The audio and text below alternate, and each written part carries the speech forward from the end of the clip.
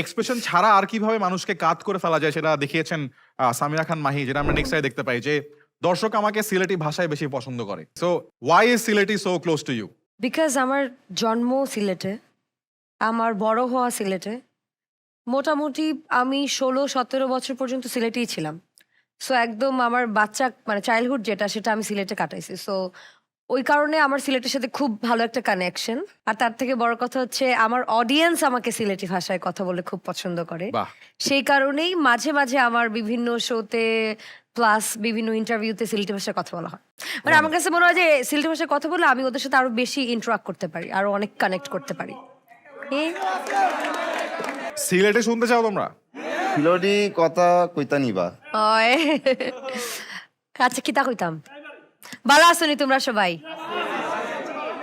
আমারটাই বাক্কা বাড়া লাগে যে তোমরা সবাই আমার দেখা তাইছো। I am just so happy, thank you so much everybody. অর্ধেক ইংলিশ কইছন কিতা লাগি। যে কয়বার সিলেটে গেছে আমার কাছে মনে হচ্ছে সিলেটে সবাই অনেক স্টাইলিশ। লাইক রাস্তায় যতগুলো ছেলেকে দেখছি সবার মানে বিয়ার্ড মনে হচ্ছিল স্কেল দিয়ে মেপে মেপে মানে স্টাইল করা। সো হ্যাঁ, হেয়ার কাট আর বিয়ার্ড অনেক অনেক অন পয়েন্ট থাকে না? On একমাত্র point সিলেট আর থাকে। লন্ডনে, এই দুটো জায়গায় ব্রিলিয়ান্ট।